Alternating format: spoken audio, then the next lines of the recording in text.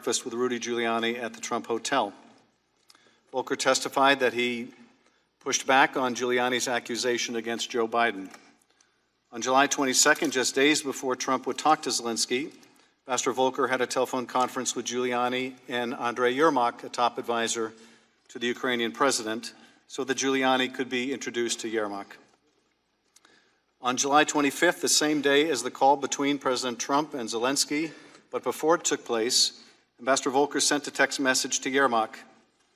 Quote, heard from the White House, assuming President Z convinces Trump he will investigate/get to the bottom of what happened in 2016, we will nail down date for a visit to Washington. Good luck, exclamation point. Later that day, Donald Trump would have the now infamous phone call with Zelensky, in which he responded to Ukraine's appreciation for U.S. defense support and a request by President Zelensky to buy more Javelin anti-tank missiles by saying, I would like you to do us a favor, though. And the favor involved the two investigations that Giuliani had been pushing for into the Bidens in 2016. Ambassador Volker was not on the call, but when asked about what it reflected, he testified, no president of the United States should ask a foreign leader to help interfere in a U.S. election.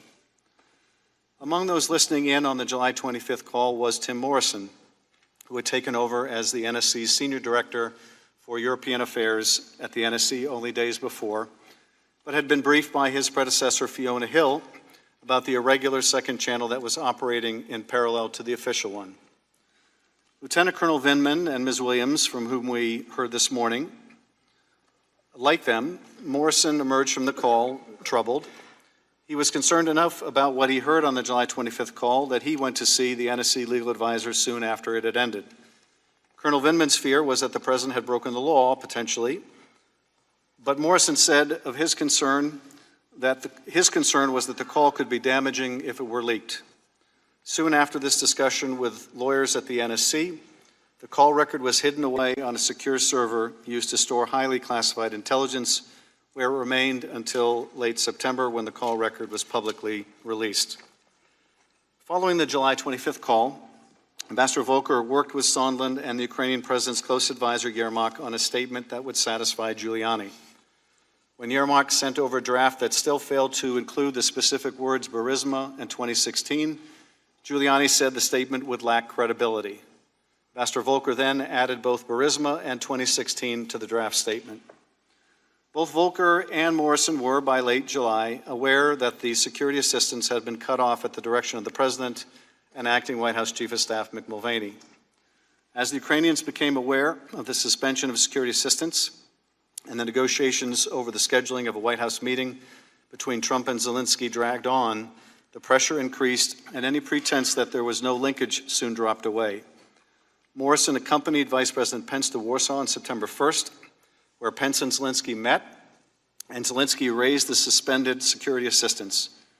Following that meeting, Sondland approached Yermak to tell him that he believed that what could help move the aid was if the Ukrainian prosecutor general would go to the mic and announce that he was opening the Burisma investigation. On September 7th, Ambassador Sondland had a telephone call with Trump and asked him what he wanted from Ukraine.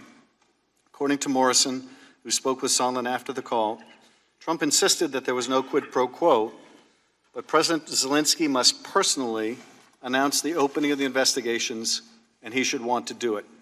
Sondland also said that if President Zelensky didn't agree to make a public statement about the investigations, the U.S. and Ukraine would be at a stalemate, meaning it would not receive the much-needed security assistance. Morrison had a sinking feeling after the call, as he realized that the ask was now being directed at Zelensky himself and not the prosecutor general, as Sondland had relayed to a senior Ukrainian aide in Warsaw on September 1st.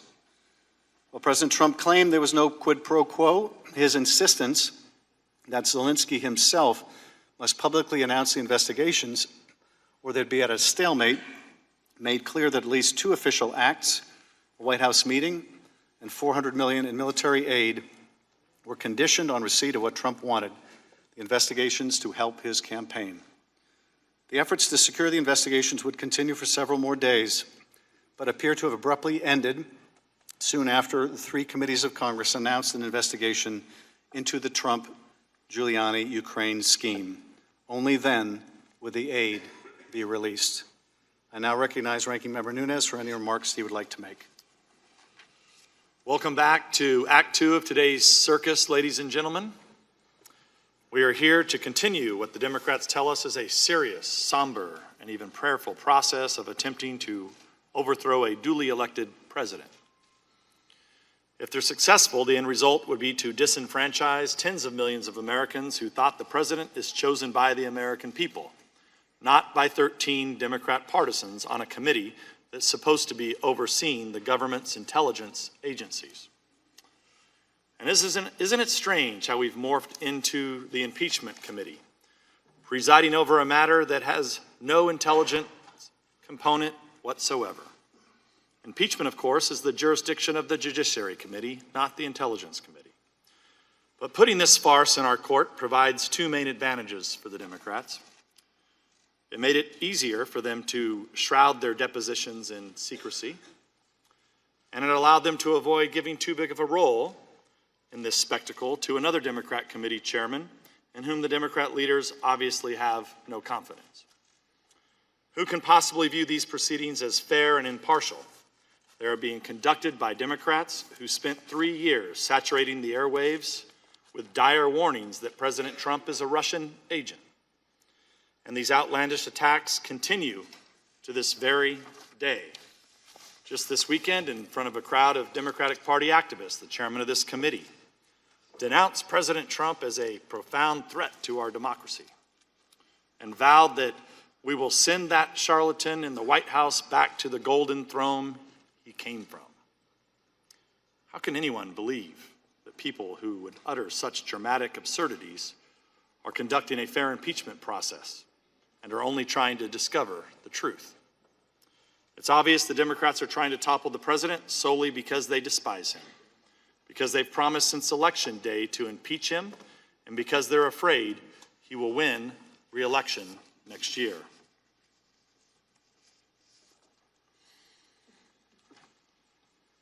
No witnesses have identified any crime or impeachable offense committed by the president, but that doesn't matter. Last week, the Democrats told us his infraction was asking for a quid pro quo. This week, it's bribery. Who knows what ridiculous crime they'll be accusing him of next week. As witnesses, the Democrats have called a parade of government officials who don't like President Trump's Ukraine policy, even though they acknowledge he provided Ukraine with lethal military aid after the Obama administration refused to do so. They also resent his conduct of policy through channels outside their own authority and control. These actions, they argue, contradict the so-called interagency consensus. They don't seem to understand that the president alone is constitutionally vested with the authority to set the policy. The American people elect a president, not an interagency consensus. And of course, our previous witnesses had very little new information to share in these hearings. That's because these hearings are not designed to uncover new information. They're meant to showcase a hand-picked group of witnesses who the Democrats determined through their secret audition process will provide testimony most conducive and conducive to their accusations. In fact, by the time any witness says anything here, people are actually hearing it for the 3rd time. They heard it first through the Democrats' cherry-picked leaks to their media sympathizers during the secret depositions. And second, when the Democrats published those deposition transcripts in a highly staged manner. Of course, there are no transcripts from crucial witnesses like Hunter Biden, who could testify about his well-paying job on the board of a corrupt Ukrainian company, or Alexander Chalupa, who worked on an election meddling scheme with Ukrainian officials on behalf of the Democratic National Committee and the Clinton campaign. That's because the Democrats refused to let us hear from them. As for evidence, what we're left with is the transcript of the Trump-Zelensky phone call, which the president made public. That means Americans can read for themselves an unremarkable conversation with President Zelensky, who repeatedly expressed satisfaction with the call afterward. The Democrats, however, claim President Zelensky was being bribed, and therefore he must be lying when he says the call was friendly and posed no problems. There's some irony here. For weeks, we've heard the Democrats bemoan the damage President Trump supposedly caused to the U.S.-Ukrainian relations. But when the Ukrainian president contradicts their accusations, they publicly dismiss him as a liar. I may be wrong, but I'm fairly sure calling a friendly foreign president, newly elected, a liar violates their so-called interagency consensus. So overall, the Democrats would have you believe President Zelensky was being blackmailed with a pause on lethal military aid that he didn't even know about, that President Trump did not mention to him, and that diplomats have testified they always assumed would be lifted, which it was, without the Ukrainians undertaking any of the actions they were supposedly being coerced into doing. This process is not serious, it's not sober, and it is certainly not prayerful. It's an ambitious attack to deprive the American people of the right to elect a president that the Democrats don't like. As I mentioned, the chairman of this committee claims that democracy is under threat. If that's true, it's not the president who poses the danger. I yield back. I thank the gentleman. We are joined this afternoon by Ambassador Kurt Volker and Mr. Timothy Morrison. Ambassador Kurt Volker served in the U.S. Foreign Service for nearly 30 years, working on European and Eurasian political and security issues under 5 different presidential administrations. During the George W. Bush administration, he served as the acting director for European and Eurasian Affairs in the National Security Council and later as the Deputy Assistant Secretary of State for European and Eurasian Affairs. In 2008, President Bush appointed Ambassador Volker to the United States Permanent Representative to NATO, where he served until May 2009. In July 2017, Ambassador Volker was appointed to be the U.S. Special Representative for Ukraine negotiations, serving in that position until he resigned in September. It is a pleasure to welcome Mr. Morrison back to the legislative branch, where he served for almost 2 decades as a Republican staffer. He was a professional staff member for Representative Mark Kennedy of Minnesota and Senator John Kyle of Arizona. Later, Mr. Morrison served as the longtime policy director for the Republican staff of the House Armed Services Committee. In July 2018, Mr. Morrison joined the National Security Council as Senior Director for Countering Weapons of Mass Destruction. Following the departure of Dr. Fiona Hill in July 2019, Mr. Morrison assumed the position of Senior Director for Russia and Europe. 2 final points before the witnesses are sworn. First, witness depositions as part of this inquiry were unclassified in nature, and all open hearings will also be held at the unclassified level. Any information that may touch on classified information will be addressed separately. Second, Congress will not tolerate any reprisal, threat of reprisal, or attempt to retaliate against any U.S. government official for testifying before Congress, including you or of any of your colleagues. If you would both please rise and raise your right hand, I will begin by swearing you in. Do you swear or affirm that the testimony you're about to give is the truth, the whole truth, and nothing but the truth, so help you God?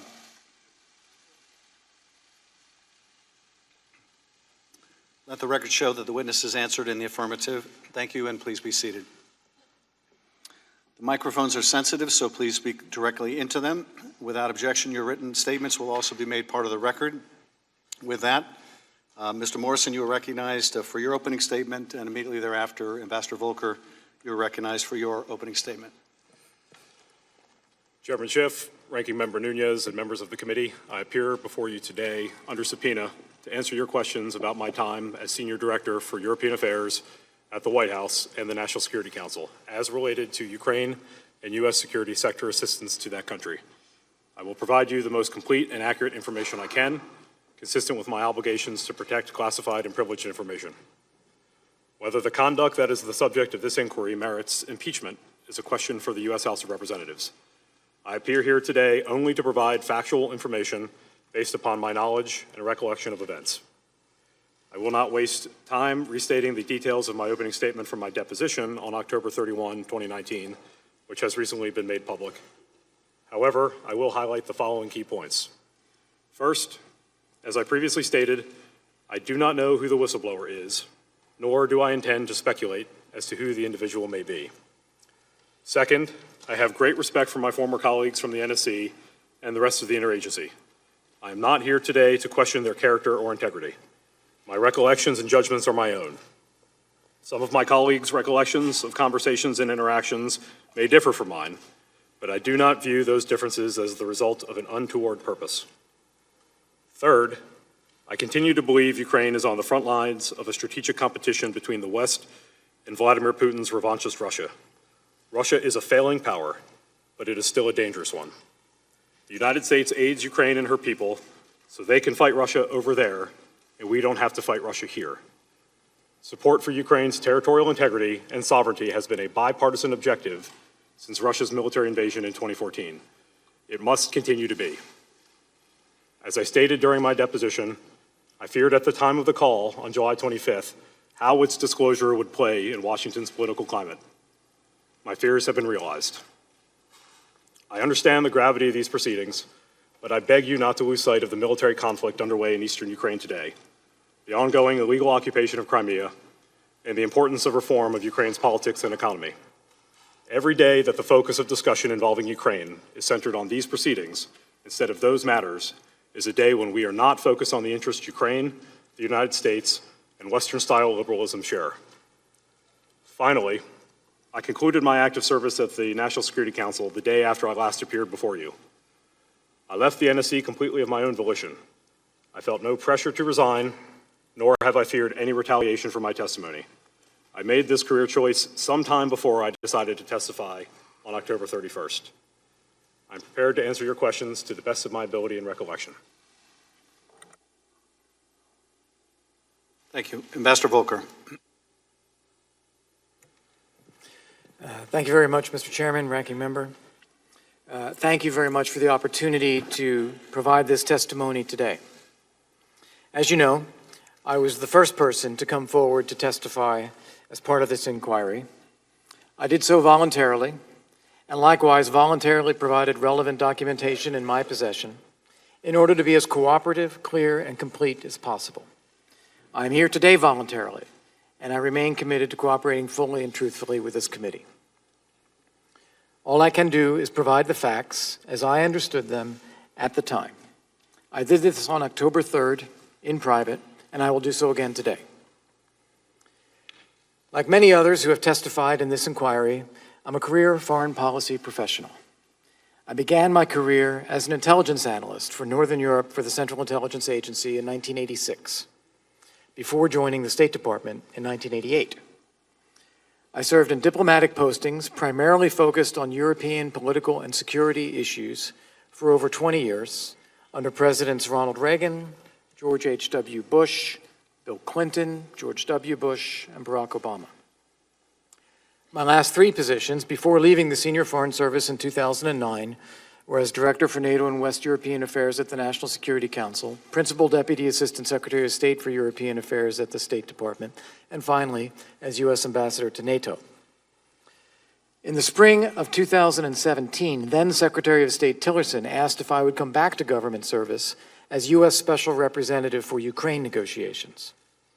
I did this on a part-time, voluntary basis with no salary paid by the U.S. taxpayer, simply because I believed it was important to serve our country in this way.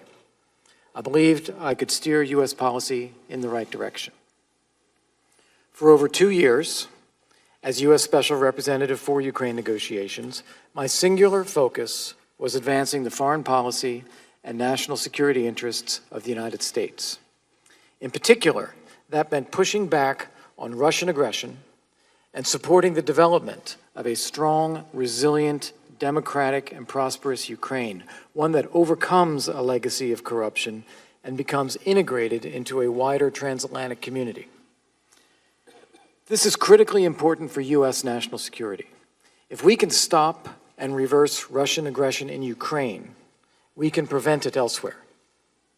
If Ukraine, the cradle of Slavic civilization predating Moscow, succeeds as a freedom-loving, prosperous, and secure democracy, it gives us enormous hope that Russia may one day change, providing a better life for Russian people and overcoming its current plague of authoritarianism, corruption, aggression toward neighbors, and threats to NATO and the United States.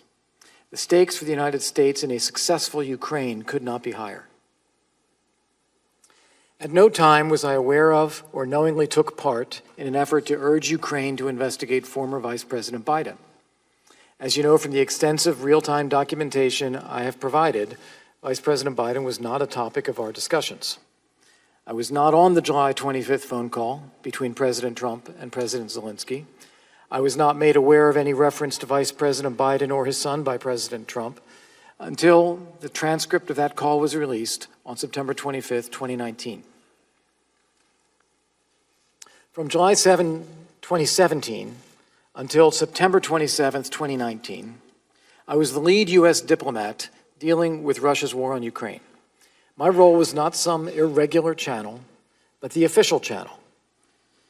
I reported directly to Secretaries of State Tillerson and Pompeo, kept the National Security Advisor and Secretary of Defense well informed of my efforts, and worked closely with Ambassador Masha Yovanovitch, NSC Senior Director Hill and her successor Tim Morrison, then Assistant Secretary Wes Mitchell and his successor, Acting Assistant Secretary Phil Reeker, Deputy Assistant Secretary George Kent, Deputy Assistant Secretary of Defense Laura Cooper, NSC Director Alex Vindman, and many, many others. I have known many of them for several years. It was a team effort. When Ambassador Yovanovitch left Kyiv, I identified and recommended Bill Taylor to Secretary Pompeo, so we would still have a strong, seasoned professional on the ground.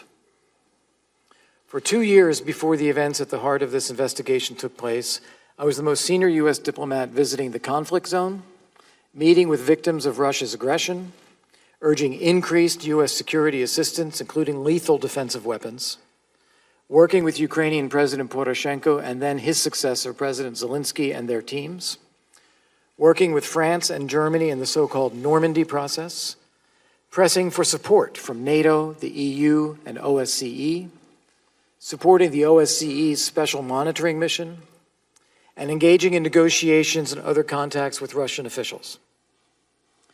At the time I took the position in the summer of 2017, there were major complicated questions swirling in public debate about the direction of U.S. policy toward Ukraine.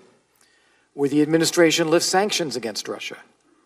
Would it make some kind of grand bargain with Russia in which it would trade recognition of Russia's seizure of Ukrainian territory for some other deal in Syria or elsewhere? Would the administration recognize Russia's claimed annexation of Crimea? Will this just become another frozen conflict? There were also a vast number of vacancies in key diplomatic positions, so no one was really representing the United States in the negotiating process about ending the war in eastern Ukraine. During over 2 years of my tenure as U.S. Special Representative, we fundamentally turned U.S. policy around. U.S. policy toward Ukraine was strong, consistent, and enjoyed support across the administration, bipartisan support in Congress, and support among our allies and Ukraine. We changed the language commonly used to describe Russia's aggression. I was the administration's most outspoken public figure highlighting Russia's invasion and occupation of parts of Ukraine, calling out Russia's responsibility to end the war. I visited the war zone 3 times, meeting with soldiers and civilians alike, always bringing media with me to try to raise the public visibility of Russia's aggression and the humanitarian impact on the lives of the citizens of the Donbass. We coordinated closely with our European allies in Canada to maintain a united front against Russian aggression and for Ukraine's democracy, reform, sovereignty, and territorial integrity. Ukraine policy is perhaps the one area where the U.S. and its European allies had been in lockstep. This coordination helped to strengthen U.S. sanctions against Russia and to maintain EU sanctions as well. Along with others in the administration, I strongly advocated for lifting the ban on the sale of lethal defensive weapons, or at least the defensive arms to Ukraine, advocated for increasing U.S. security assistance to Ukraine, and urged other countries to follow suit. My team and I drafted the Pompeo Declaration of July 25th, 2018, in which the Secretary clearly and definitively laid out the U.S. policy of non-recognition of Russia's claimed annexation of Crimea. I engaged with our allies, with Ukraine and with Russia in negotiations to implement the Minsk agreements, holding a firm line on insisting on the withdrawal of Russian forces, dismantling of the so-called People's Republics, and restoring Ukrainian sovereignty and territorial integrity. Together with others in the administration, we kept U.S. policy steady through presidential and parliamentary elections in Ukraine and worked hard to strengthen the U.S.-Ukraine bilateral relationship under the new president and government, helping shepherd in a peaceful transition of power in Ukraine. So in short, whereas 2 years ago, most observers would have said that time is on Russia's side, by 2019, when I departed, we had turned the tables, and time was now on Ukraine's side. It's a tragedy for the United States and for Ukraine that our efforts in this area, which were bearing fruit, have now been thrown into disarray. One of the critical aspects of my role as U.S. Special Representative was that as the most senior U.S. official appointed to work solely on the Ukraine portfolio, I needed to step forward to provide leadership. If we needed to adopt a policy position, I made the case for it. If anyone needed to speak out publicly, I would do it.